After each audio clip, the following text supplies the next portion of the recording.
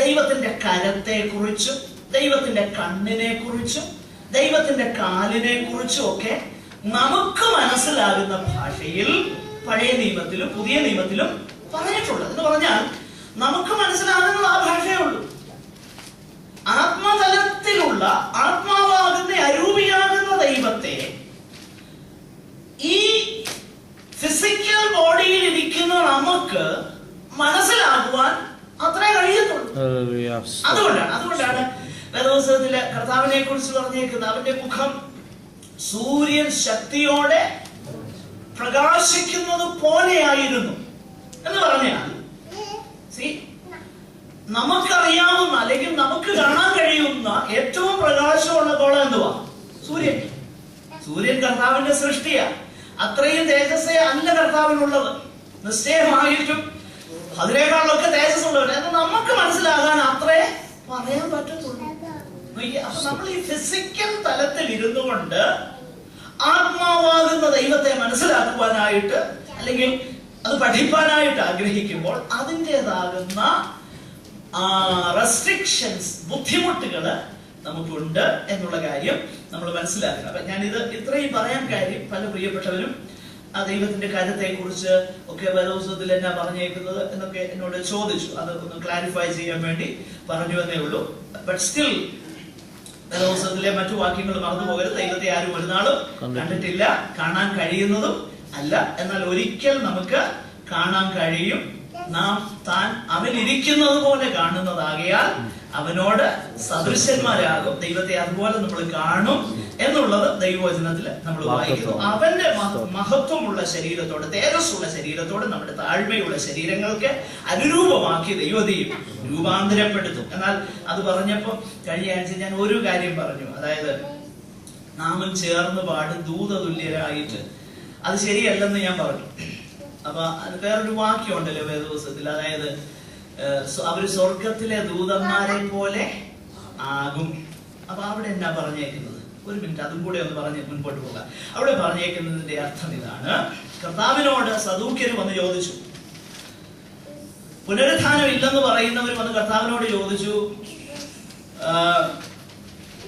ആ 7 പുരുഷന്മാർ അവര് മരിച്ചുപോയി. അപ്പം മോശ പറഞ്ഞ ക്രമം അനുസരിച്ച് അപ്പൊ പുനരുത്ഥാനത്തിൽ ഇവള് ആരുടെ ഭാര്യയാകും?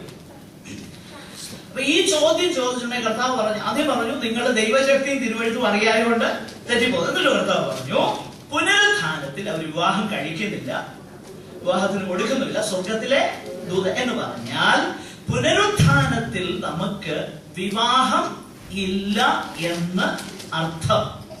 അതാ കർത്താവോട് ഉദ്ദേശിച്ചത്. എന്ന് പറഞ്ഞാൽ കഴിഞ്ഞ ഞാനൊക്കെ പറഞ്ഞ പോലെ അവിടെ ചെല്ലുമ്പോൾ ഭാര്യയെ കാണും, പിന്നെ അവിടെ കൂടെ താമസിക്കേണ്ടി വരികയില്ലേ എന്നൊക്കെ ചോദിച്ചതൊക്കെ ഞാൻ കേട്ടു. ആ പരിപാടിയൊന്നും അവിടെ ഇല്ല. തിരിച്ചറിയാൻ കഴിയും. പക്ഷെങ്കിൽ പുനരുത്ഥാനത്തിൽ നമ്മൾ ആരെ പോലെയാകും? നമ്മൾ വിവാഹം കഴിക്കുന്നുമില്ല, വിവാഹം കൊടുക്കുന്നുമില്ല. ബന്ധങ്ങളെല്ലാം ഈ ഭൂമിയിൽ വെച്ച് തീരും. അതുകൊണ്ടാണ് സ്വർഗമാകുന്നത്. അല്ലെങ്കിൽ ഇതേ ബന്ധത്തിൽ നമ്മൾ അവിടെ ചെല്ലുമ്പോൾ നമ്മുടെ ഏറ്റവും പ്രിയപ്പെട്ട ചിലരൊക്കെ നരകത്തിൽ കിടക്കുകയാണെന്ന് ഉള്ള ആ ചിന്ത നമ്മുടെ ഹൃദയത്തിലേക്ക് വന്നാൽ സ്വർഗമാകും? ആകത്തില്ല. അതുകൊണ്ടാണ് ബന്ധങ്ങളെല്ലാം ഈ ഭൂമി കൊണ്ട് അവസാനിക്കും. ഞാൻ വേറൊരു കാര്യം കൂടെ പറഞ്ഞു വന്നുകൊണ്ടാണ് പറയാ. സ്തോത്രം. ഏറ്റവും വലിയ ബന്ധം ഏതാണെന്നറിയോ? അപ്പനും അമ്മയും എന്നുള്ള ബന്ധത്തെക്കാളും സ്തോത്രം നമ്മള് സ്വർഗത്തിലെ അപ്പച്ചന്റെ മക്കളാണ്, നമ്മുടെ സഹോദരങ്ങളാണെന്നുള്ള ബന്ധമാണ് ഏറ്റവും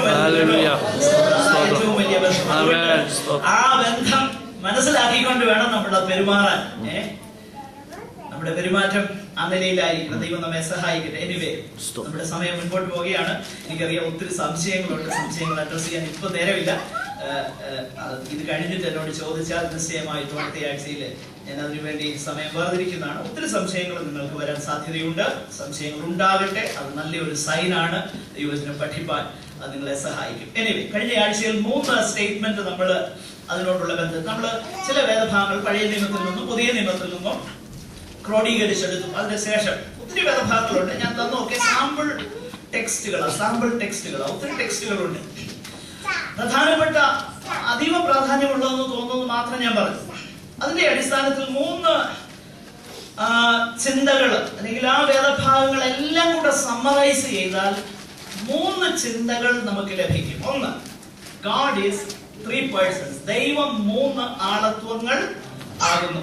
2, each person is fully God. ഓരോ വ്യക്തിയും പൂർണ്ണമായും ദൈവം ആകുന്നു. മൂന്നാമതായിട്ട് there is only one God. ദൈവം ഒരുവൻ. അപ്പോൾ ഈ വിഷയങ്ങളാണ് നമ്മൾ തുടർന്ന് ചിന്തിക്കാനായിട്ട് പോകുന്നത്. ഒന്നാമതായിട്ട് God is 3 persons. ദൈവം 3 ആളത്വങ്ങളാകുന്നു. ദൈവം 3 ആളത്വങ്ങളാകുന്നു എന്നുള്ളത് നമ്മൾ മനസ്സിലാക്കേണ്ടത്, these 3 personalities are distinctly separate.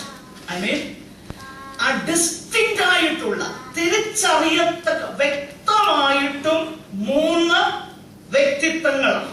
എന്ന് പറഞ്ഞാൽ പിതാവല്ല പുത്രൻ, പുത്രനല്ല ആത്മാവ്. ഓക്കെ, മറ്റുള്ളവർ പറയുന്നു ഞാനും പിതാവും ഒന്നാകുന്നു. ആ വിഷയത്തിലേക്ക് നമ്മൾ പിന്നീട് വരും.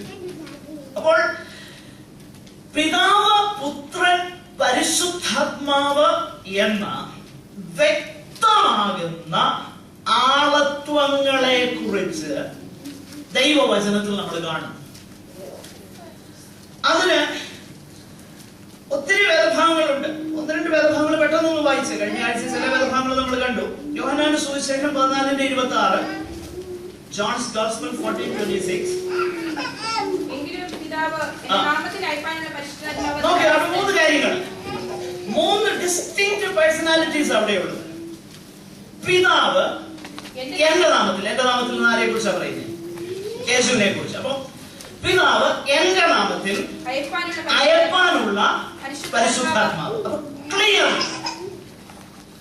വേറൊരു കൂട്ടരുണ്ട്, ഈ യേശുനാമക്കാരെന്ന് പറയുന്ന ഒരു കൂട്ടരുണ്ട്. അവര് പറയുന്നത് എന്താണെന്നറിയോ? പഴയ നിയമത്തില് യഹോവയാകുന്ന ദൈവമായിട്ടും പിന്നെ യേശുവായിട്ടും ഇപ്പം പരിശുദ്ധാത്മാവായിട്ടും ദൈവം വന്നിരിക്കുന്നു. എന്നാൽ അങ്ങനെ വരുമ്പോൾ ഈ വേദഭാഗങ്ങൾ അതിനെ വ്യക്തമായും കോൺട്രഡിക്റ്റ് ചെയ്യുന്നു. ഇനിയും ചില വേദഭാഗങ്ങൾ പെട്ടെന്ന് വായിക്കാം. ലൂക്കോസിന്റെ സുവിശേഷം 4:14.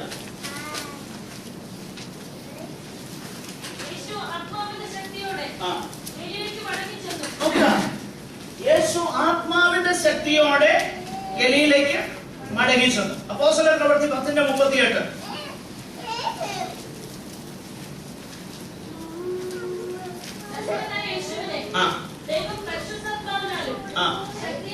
നസ്രയനാകുന്ന യേശു, ദൈവം, പിന്നെ പരിശുദ്ധാത്മാവ്.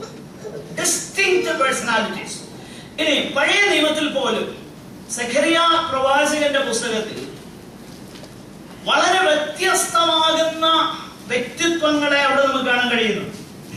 സഖറിയാവിന്റെ പ്രവചനം 2-ാം അധ്യായം അതിലെ 10-11 വാക്യങ്ങളൊന്ന് വായിച്ചേ.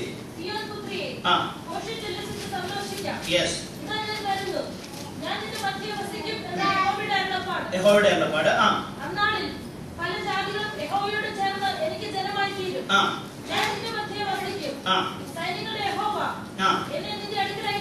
ആദ്യം പറയുന്നു, ഞാൻ നിന്റെ മധ്യേ വസിക്കും, ഞാൻ വരുന്നു.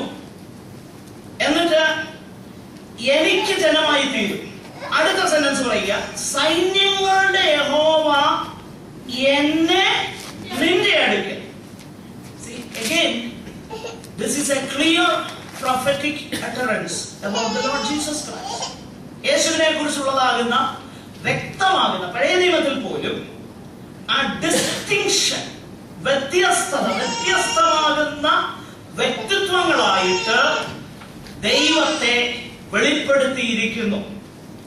ഓക്കെ, അപ്പോ അതിനെക്കുറിച്ച് അധികം ഇനിയും പറയേണ്ട കാര്യമില്ല. Each person, God is in 3 persons. 3 ആളത്വങ്ങളാകുന്നു. 2, each person is fully God. ഓരോ വ്യക്തിത്വവും, ഓരോ ആളത്വവും പൂർണ്ണമായിട്ടും ദൈവം ആകുന്നു.